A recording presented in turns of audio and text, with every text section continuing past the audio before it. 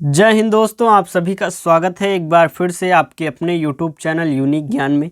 आज हम BA 6 semester Hindi paper first का सिलेबस स्टार्ट करेंगे। इसके पहले हमने आपको सिलेबस बता दिया है। सिलेबस अगर आपने नहीं देखा हो तो चैनल पर विजिट कीजिए, वहां पर आपको वीडियो मिल जाएगी। अगर आप PDF फॉर्म में चाहते हैं सिलेबस को तो हमारे टेलीग्राम चैनल को ज्वाइन कीजिए, वहाँ पर सिलेबस जो है आपको अपलोडेड मिल जाएगा। और जो भी क्लासेस आपकी कराई जाएंगी चैप्टर वाइज आपका सिलेबस कंप्लीट कराने के लिए सभी की आपको नोट्स PDF जो है वह टेलीग्राम चैनल पर मिल जाएगी, इसलिए टेलीग्राम चैनल ज्वाइन अवश्य करें। चलिए देखते हैं हमें चैप्टर फर्स्ट में क्या पढ़ना है।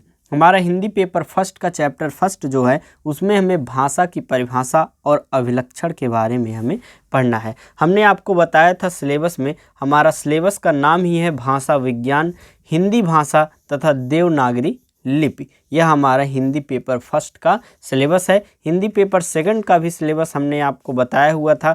लोक साहित्य एवं लोक संस्कृति जो हमारा है वह भी आपको अपलोडेड आपके चैनल पर मिल जाएगा, या फिर टेलीग्राम चैनल पर आपको रिटन फॉर्म में PDF फॉर्म में उसका सिलेबस मिल जाएगा। तो अच्छे से सिलेबस अगर आपने पहले न देखा हो तो सिलेबस देख लीजिए, आपको पढ़ना क्या है, कौन कौन से टॉपिक्स हैं, कितने यूनिट्स हैं, और अच्छे से फिर हमारा क्लासेस जो स्टार्ट हो रही हैं अब रेगुलर बेसिस पे आएंगी और आपके जो सिलेबस है वो अच्छे से कंप्लीट कराया जाएगा। आपके जो भी डाउट्स हों आप कमेंट में पूछ सकते हैं, आपको रिप्लाई करके आपका जो प्रश्न है उसका उत्तर दिया जाएगा। साथ ही साथ अगर आप चैनल पर नए हैं तो चैनल को सब्सक्राइब कर लीजिए, क्योंकि तभी आप वीडियोस जो रेगुलर बेसिस पे आएंगी आप उसे देख पाएंगे, आपको नोटिफिकेशंस मिल जाएंगी, वहां से आप देख पाएंगे। टेलीग्राम चैनल तो है ही आपके डाउट्स के लिए, वहाँ पर भी डिस्कशन ग्रुप बनाया गया है। कुछ भी आपको इम्पोर्टेंट चाहिए हो वहाँ पर आप मैसेज कर सकते हैं, या कमेंट में आपका जो मैसेज है वह हमारे तक पहुंच जाएगा। तो चलिए देखते हैं चैप्टर फर्स्ट भाषा की परिभाषा और अभिलक्षण के विषय में। भाषा क्या होती है? भाषा एक प्रकार से माध्यम है जिसके द्वारा हम अपने मन के भावों को, विचारों को एक दूसरे से हम एक दूसरे तक पहुंचा सकते हैं। तो यह होती है भाषा। भाषा जो है वह कहाँ से उत्पन्न हुई है, चलिए देखते हैं, शुरुआत करते हैं। यह सभी विश्वविद्यालयों के लिए है। क्लास स्टार्ट होने से पहले आप वीडियो लाइक कर दीजिए, अपने दोस्तों के पास भी शेयर कर दीजिए, जिससे वह भी क्लासेस जो है अच्छे से अटेंड कर पाएँ।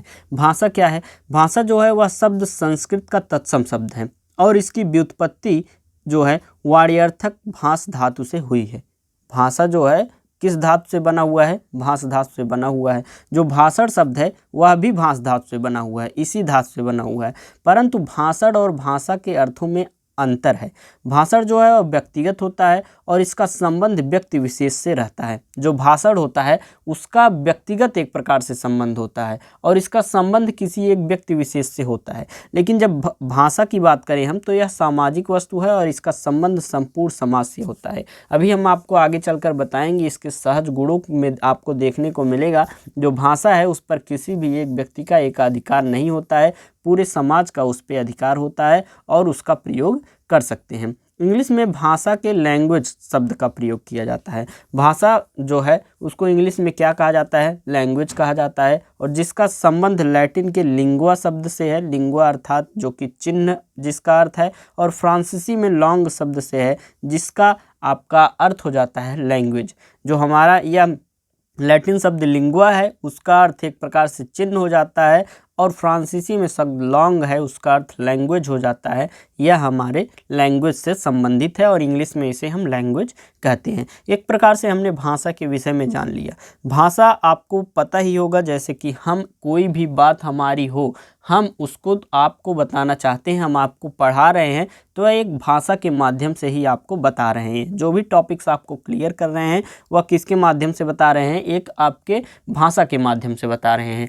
अलग अलग जगहों की अलग अलग भाषा होती है। जैसे हम दोनों को, मतलब हमें और आप जो सुन रहे हैं वीडियो, आपको हिंदी भाषा समझ में आ रही है तो आप हिंदी भाषा में बात करते हैं। कुछ लोगों की इंग्लिश है, कुछ लोगों की मराठी, अलग अलग लोगों की अलग अलग भाषा है। सामान्यतः अगर हम बात करें तो मनुष्य द्वारा प्रयोग की जाने वाली जो सभी सभ्य और असभ्य बोलियां होती हैं उसे क्या कहा जाता है? प्रांतीय एवं स्थानीय बोलियां कहा जाता है। और यही जो है शुद्ध परिनिष्ठित भाषा अगर हम देखें, जब यह एक प्रकार से क्लियर करके हमें बताया जाता है तो कोई एक भाषा हमें राष्ट्रभाषा के रूप में चुनना होता है। अगर हम बात करें तो इतना ही नहीं, विभिन्न व्यक्तियों की उनकी निजी विशेषताओं से युक्त बोली भी भाषा कही जाती है। जैसे कोई व्यक्ति विशेष हो, उसकी एक अलग भाषा हो, अपने किसी विशेषता के कारण जो वह भाषा बोलता हो वह एक प्रकार से विशेषक के कारण वह फेमस हो जाए। जैसे कि राम जी की भाषा, श्री कृष्ण की भाषा, गांधी जी की भाषा, नेहरू जी की भाषा।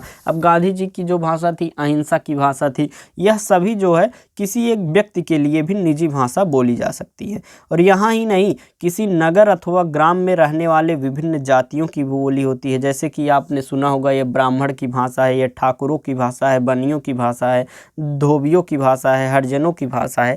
तो अलग अलग जातियों की भी होती है, किसी निजी एक व्यक्ति की भी हो सकती है। ठाकुरों की ये जाति वाला हो गया, हरिजनों की, बनियों की, ब्राह्मणों की, ये सभी हो गए। और किसी एक प्रकार के कार्य करने वालों की भी भाषा हम कह सकते हैं। जैसे कि अध्यापकों की भाषा, सुनारों की भाषा, लुहारों की भाषा, जाटों की भाषा, नाइयों की भाषा, ये सभी भी हो सकते हैं। और विभिन्न जो धर्मावलंबी हैं उनके बोलचाल में जो एक प्रकार से व्यवहारित भाषा होती है वह भी होती है। जैसे कि हिंदुओं की भाषा, मुसलमानों की भाषा, ईसाइयों की भाषा, सिखों की भाषा, जैनियों की भाषा। तो इस प्रकार से भाषा के भी अनेक प्रकार में विभाजित हैं, क्षेत्रीय रूप में भी और अलग अलग प्रकार से भी। आगे हम देखेंगे भाषा की परिभाषाएं देखेंगे। हमने भाषा के विषय में एक जो है अच्छे से उसका पढ़ लिया कि क्या भाषा के प्रयोग होते हैं सामान्य जीवन में, हमने आपको सामान्य भाषा में बताया। अब हम देखेंगे भाषा की परिभाषा के विषय में। आखिर भाषा परिभाषित अगर हमें करना हो, हमारे एग्जाम में आ जाए, तो हम कैसे करेंगे, या कोई टीचर हमसे पूछ ले कोई भी, तो हम कैसे बताएंगे? ऐसा तो बता नहीं सकते हैं कि ये जो ठाकुरों की भाषा है, ये अध्यापकों की भाषा है, निजी भाषा हो सकती है, यह सभी तो नहीं बता सकते। हमने आपको इसकी व्युत्पत्ति बताई, भाषा जो कि एक संस्कृत तत्सम शब्द है, यह भी हमने बताया। और इसकी उत्पत्ति कहाँ से हुई है, लैटिन में इसे क्या कहते हैं, फ्रांसीसी में, इंग्लिश में, ये सभी चीज़ें हमने देख ली है। अभी तक आपको अच्छे से समझ में आया होगा। जो भी ना समझ में आया कमेंट में आप पूछ सकते हैं, आपको बहुत ही अच्छे तरीके से उसका जवाब दिया जाएगा। आपको कोई भी डाउट नहीं होना चाहिए, क्योंकि आपको बहुत सरल भाषा में यहाँ पर बताया जा रहा है। यह जो PDF आपका नोट्स है, यह आपको वीडियो के तुरंत पश्चात लगभग कुछ समयों में ही आपको टेलीग्राम चैनल पर अपलोडेड मिल जाएगा। तो वहाँ से आप लेकर रिवीजन भी कर सकते हैं, या अपना हैंड रिटन नोट्स बनाना चाहते हैं तो वह भी बना सकते हैं। वीडियो इतना मेहनत से बनाई जा रही है, सिलेबस आपका स्टार्ट किया गया है, तो अपने दोस्तों के पास भी शेयर कर दिया करिए, जिससे उनको भी लाभ हो। और जब व्यूज़ आते हैं तो हम वीडियोज़ जल्दी जल्दी बनाने का एक प्रकार से मोटिवेशन मिलता है, और अच्छे से हम वीडियो और अच्छे लाते हैं। तो चलिए देखते हैं भाषा की परिभाषा के विषय में। भाषा का स्वरूप, भाषा की परिभाषा, भाषा का लक्षण करते हुए भारतीय एवं पाश्चात्य विद्वानों ने विभिन्न पद्धतियों को अपनाया है। भाषा शब्द जो है वह भाष धातु से व्युत्पन्न हुआ है, जो कि हमने पहले पढ़ा, जिसका अर्थ व्यक्तवाणी अर्थात वर्णों में व्यक्त सार्थक वाणी होता है। जो भाष धातु है उसका अर्थ क्या होता है, व्यक्तवाणी या वर्णों में व्यक्त सार्थक वाणी होता है। चलिए हम देखते हैं हमारे आधुनिक काल में हिंदी व्याकरणों तथा भाषा वैज्ञानिकों ने भाषा की परिभाषाएं क्या दी हुई हैं। सबसे पहले हम देखेंगे श्री कामता प्रसाद गुरु जी ने क्या बोला है, उनका क्या मत है, भाषा किसे कहते हैं। कामता प्रसाद गुरु जी कहते हैं कि भाषा वह साधन है जिसके द्वारा मनुष्य अपने विचार दूसरों पर भली भांति प्रकट कर सकता है और दूसरों के विचार स्वयं स्पष्टतया समझ सकता है। ये किसने कहा, कामता प्रसाद गुरु ने। आपको जो विद्वान हैं उनकी परिभाषाएं क्यों बताई जाती हैं? जब आप एग्जाम में लिखेंगे आप अपनी एक सामान्य परिभाषा लिखेंगे, साथ ही साथ किसी एक दो विद्वानों की जो परिभाषा आप लिख देंगे, उससे आपका उत्तर जो है वह इफेक्टिव रहेगा, और जो चेक करने वाला एग्जामिनर होगा वह आपको बहुत ही अच्छे मार्क्स देगा, क्योंकि वो सटीक होते हैं। जो वैज्ञानिकों द्वारा, जो हमारे व्याकरण जो संबंधी लोग हैं उनके द्वारा जो बताए जाते हैं, उनकी परिभाषाएं जो हैं उनकी मान्यता अधिक होती है। सामान्य भाषा में जो परिभाषा हम बताएंगे एग्जाम में वह भी सही होगी, परंतु इनकी जो भाषा है, जो परिभाषा है, वह बहुत ही सटीक होती है और एक प्रकार से उनके ऊपर इफेक्ट डालती है जो एग्जामिनर होते हैं, और अच्छा नंबर आपको मिल जाता है और इससे आपको जानकारी भी मिलती है। कामता प्रसाद गुरु जी ने जैसे कि कहा है कि भाषा वह साधन है जिसके द्वारा मनुष्य अपने विचारों दूसरों को पर भली भांति प्रकट कर सकता है और दूसरों के विचारों को स्पष्टतया समझ सकता है, जो कि क्लास स्टार्ट होते ही हमने आपको बताई थी भाषा की परिभाषा, आपको सामान्य भाषा में वही कामता प्रसाद गुरुजी ने बताया हुआ है। अगली परिभाषा है श्याम सुंदर दास जी ने क्या लिखा है। श्याम सुंदर दास जी ने लिखा है, मनुष्य और मनुष्य के बीच वस्तुओं के विषय में अपनी इच्छा और मति का आदान प्रदान करने के लिए व्यक्त ध्वनि संकेतों का जो व्यवहार होता है उसे ही भाषा कहते हैं। श्याम सुंदर दास जी क्या कहते हैं, जो व्यक्ति होता है आपस में जब अपनी इच्छा और मति किसी वस्तु के लिए, किसी विषय के लिए आदान प्रदान करता है, तो जिन ध्वनि संकेतों का व्यवहार में लाकर वह उस मत को आदान प्रदान करता है उसे ही भाषा कहते हैं। अगली परिभाषा किसकी है, डॉक्टर मंगलदेव शास्त्री जी की। उन्होंने कहा है, भाषा मनुष्यों की उस चेष्टा या व्यापार को कहते हैं जिससे मनुष्य अपने उच्चारण उपयोगी शरीर अवयवों उच्चारण उपयोगी अर्थात उच्चारण के जो उपयोगी हों और शरीर के जो अवयवों से उच्चारण किए गए वर्णनात्मक या व्यक्त शब्दों द्वारा अपने विचारों को प्रकट करते हैं। आगे हम देखेंगे डॉक्टर द्वारिका प्रसाद सक्सेना ने क्या लिखा है। उन्होंने लिखा है, भाषा मुख से उच्चरित परंपरागत सार्थक एवं व्यक्त ध्वनि संकेतों की व्यष्टि को कहते हैं। क्या कहा है, जो भाषा होती है वह मुख से उच्चरित परंपरागत सार्थक मतलब जिसका सही अर्थ हो व्यक्त ध्वनि संकेतों की व्यष्टि होती है। कौन, भाषा। अगला हमारा परिभाषा है डॉक्टर सरयू प्रसाद अग्रवाल का। इसके पश्चात हम पाश्चात्य विद्वानों ने जो भाषाएं के ऊपर अपनी परिभाषा दी है उसे देखेंगे। डॉक्टर सरयू प्रसाद अग्रवाल जी का कहना है, भाषा वाणी द्वारा व्यक्त स्वच्छंद प्रतीकों की रीतिबद्ध पद्धति है जिससे मानव समाज अपने भावों का परस्पर आदान प्रदान करते हुए एक दूसरे को सहयोग देता है। पाश्चात्य विद्वानों ने भाषा की विभिन्न परिभाषाएं दी हुई हैं जिसको हम देखेंगे। सबसे पहले हम देखेंगे सुप्रसिद्ध विद्वान जो हमारे मैक्स मूलर जी हैं, उन्होंने क्या कहा है भाषा के विषय में। भाषा और कुछ नहीं है। मैक्स मूलर जी क्या कहते हैं, भाषा और कुछ भी नहीं है, केवल मानव की चतुर बुद्धि द्वारा आविष्कृत एक ऐसा उपाय है जिसकी मदद से हम अपने विचार सरलता और तत्परता से दूसरों पर प्रकट कर सकते हैं। जो भाषा है वह और कुछ नहीं है। मैक्स मूलर जी कहते हैं, जो भाषा है वह कुछ नहीं है, वह एक प्रकार से मानव जो है उसकी चतुर बुद्धि का एक प्रकार से आविष्कार है। उसने क्यों ये आविष्कार किया है, उसकी मदद से अपने विचार को सरलता से दूसरों पर प्रकट कर सकें, दूसरों को बता सकें, इसीलिए उन्होंने भाषा का आविष्कार किया हुआ है। वह चाहते हैं कि इसकी व्याख्या प्रकृति का उपज के रूप में नहीं बल्कि मनुष्यकृत पदार्थ के रूप में करना उचित होगा। मैक्स मूलर जी क्या कहते हैं, यह जो भाषा है उसकी व्याख्या प्रकृति की उपज के रूप में नहीं होना चाहिए बल्कि किसके रूप में होना चाहिए, मनुष्यकृत अर्थात मनुष्य के द्वारा बनाए हुए पदार्थ के रूप में होना चाहिए।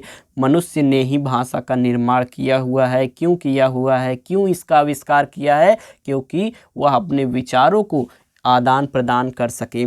आगे हम देखेंगे इटली के सुप्रसिद्ध साहित्य शास्त्री जो कोचे हैं, उन्होंने लिखा हुआ है, भाषा उस स्पष्ट सीमित तथा सुगठित ध्वनि को कहते हैं जो अभिव्यंजना के लिए प्रयुक्त की जाती है। ब्लॉक और ट्रेजर क्या कहते हैं, भाषा व्यक्ति ध्वनि चिन्हों की उस पद्धति को कहते हैं जिसके माध्यम से समाज समूह परस्पर व्यवहार करते हैं। आगे हम देखेंगे हेनरी स्वीट ने क्या लिखा हुआ है। हेनरी स्वीट ने लिखा है, जिन व्यक्त ध्वनियों द्वारा विचारों की अभिव्यक्ति होती है उन्हें ही भाषा कहते हैं। अंत में हम देखेंगे ब्रिटेन के विश्वकोश में परिभाषा किस चीज़ की, भाषा की क्या दी हुई है।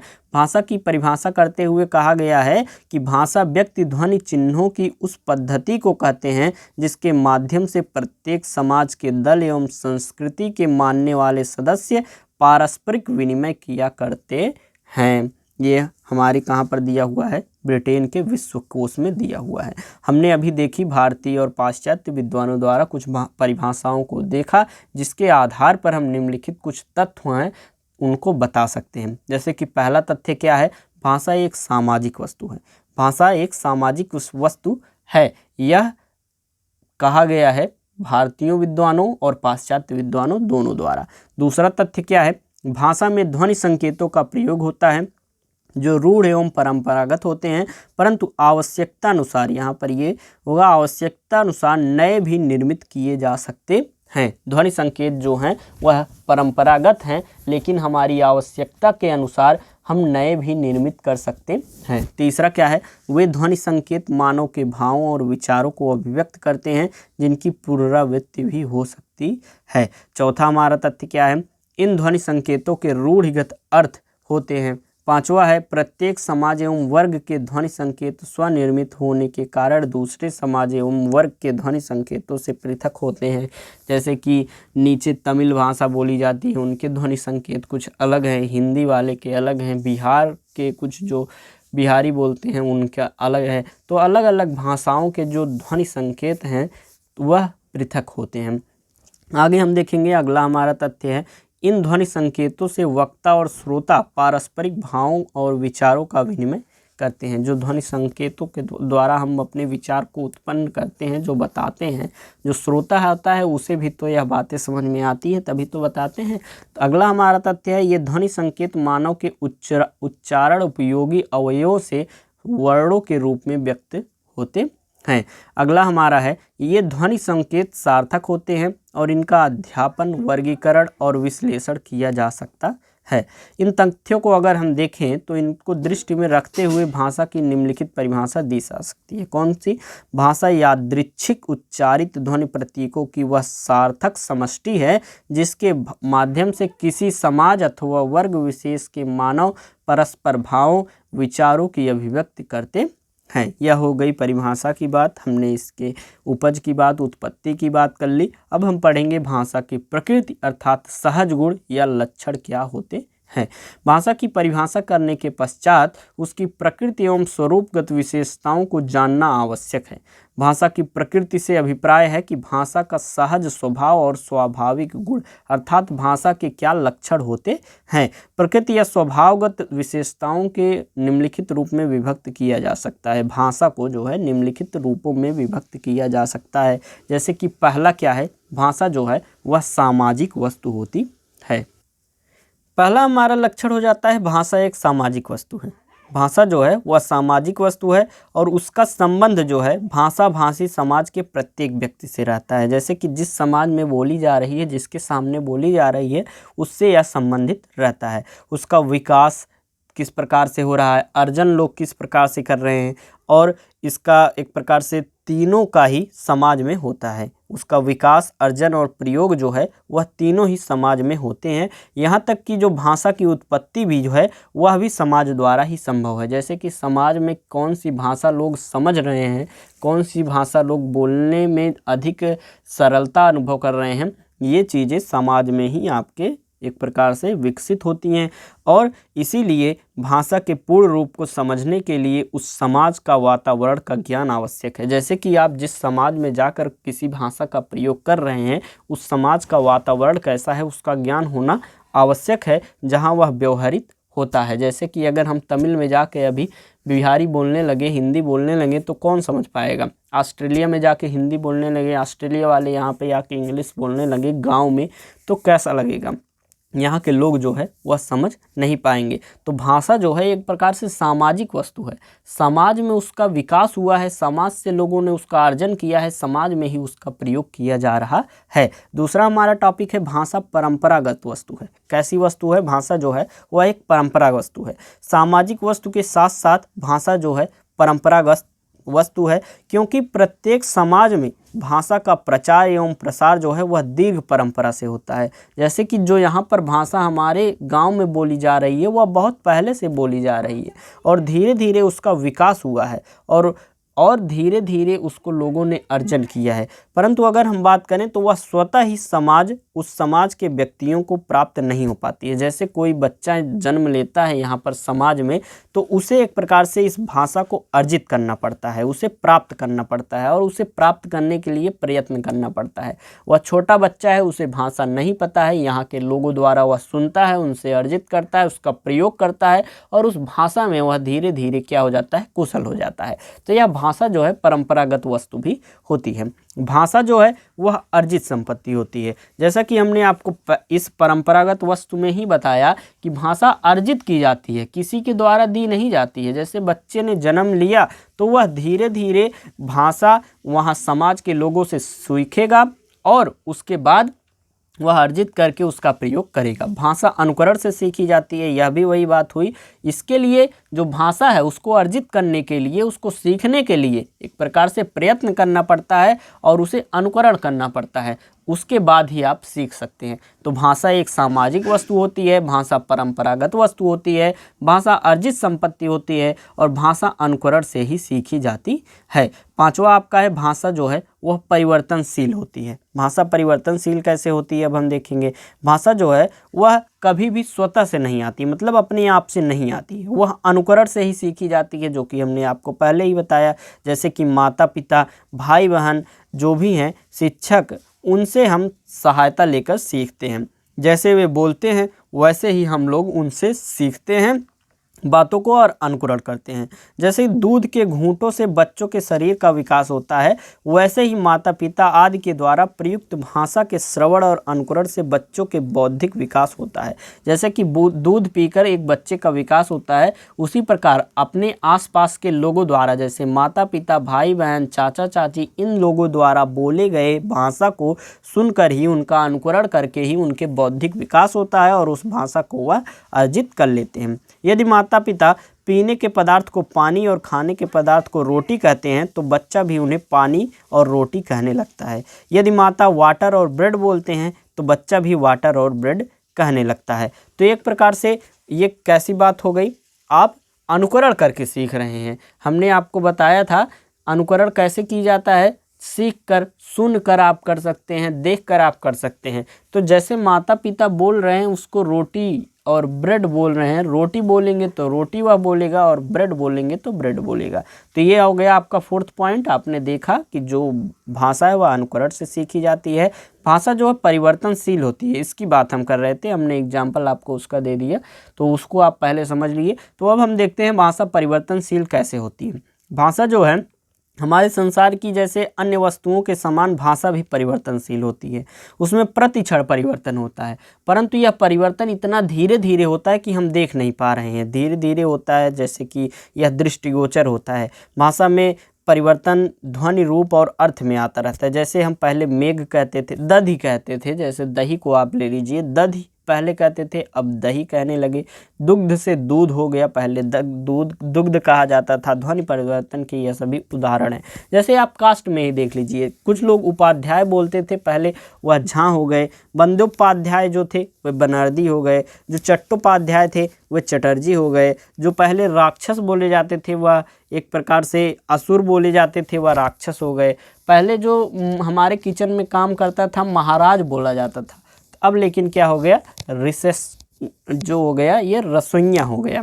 अब आगे हम देखेंगे, जैसे जो गुप्सा होता था उसे गिरड़ा कहते थे। तो इस प्रकार धीरे धीरे हमारा जो भाषा है उसमें परिवर्तन होता रहता है। तो यह भाषा जो है परिवर्तनशील होती है। भाषा का प्रवाह जो है नैसर्गिक और अविच्छिन्न होता है। सातवां पॉइंट हमारा, सातवां लक्षण है, भाषा मानव जीवन से पोषित होता है।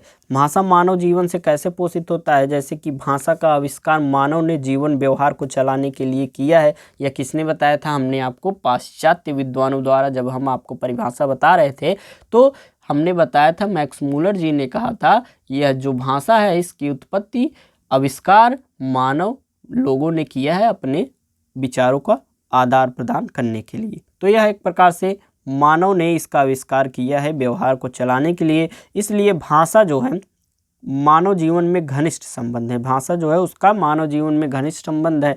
संसार के सभी मानव समाजों एवं वर्गों में कोई न कोई भाषा अथवा बोली जो है प्रचलित है, जिसके माध्यम से वह अपना अपना जीवन व्यवहार चलाते हैं। इसलिए स्वाभाविक है कि भाषा का पोषण भी मानवीय जीवन से ही हो रहा है। जैसे कोई पशु पक्षी है वह भी मानव की भाषा को समझते हैं। जैसे तोते मैना है उसका उच्चारण भी कर लेते हैं। जैसे कोई हम बात बताते हैं तो उसे, जिस तोता मैना को सिखाया जाता है वह बोल भी लेता है, परंतु उस भाषा के मर्म को नहीं समझते हैं। जैसे मदारी है, आप समझ लीजिए, मदारी जो है वह बंदर बंदरिया जो भी लाता है उसको जो सिखाए रहता है तो वह बोलता है, तो उसकी भाषा को वह समझ लेता है, लेकिन वह बोल नहीं पाता है। तो एक प्रकार से यह मानव द्वारा या पोषित जो होती है वह भाषा होती है। अगला हमारा है, भाषा भाव संप्रेषण का सर्वश्रेष्ठ साधन है। भाषा अपने आप में एक प्रकार से पूर्ण होती है। भाषा सार्वजनिक संपत्ति होती है। इतना लक्षण आपको हमने पहले भी 5th सेमेस्टर की क्लासेस में भी बताया था। आपको गुण, आपको जो भी लाभ बताए जाएंगे वह अधिक बताए जाएंगे, जिससे क्या होगा, अगर 10 बताया जाएगा उसमें 5 लगभग आपको अच्छे से याद रहेगा। तो अगला है भाषा सार्वजनिक संपत्ति होती है। कैसे संपत्ति होती है? जैसे हम जो भाषा होती है, कोई एक भाषा किसी एक व्यक्ति के लिए नहीं होती है, पूरा समाज उसका प्रयोग करता है, तो वह सार्वजनिक संपत्ति होती है। भाषा जो है वह व्यक्तित्व आकार स्वतंत्र होता है। भाषा का जो आकार होता है वह स्वतंत्र होता है। और आखिरी लक्षण आपको हम बताएंगे, भाषा की भौगोलिक सीमा रहती है। जैसे क्षेत्रीय सीमा रहती है, हमारे उत्तर प्रदेश में ही कई भाषाएं बोली जाती हैं अलग अलग जगहों पर। कुछ लोगों की अवधी, कुछ ठेठ जो बोली जाती है एकदम, और कुछ खड़ी हिंदी अलग अलग जगहों पर बोली जाती है। आप बिहार की तरफ जाएंगे आपको कुछ बिहारी भी उसमें मिक्स मिल जाएगी। तो भौगोलिक स्थिति भी इसकी होती है, सीमा भी होती है भाषा की एक प्रकार से। जैसे कि आपने सुना भी होगा, 4 कोस पर पानी बदले 8 कोस पर बानी।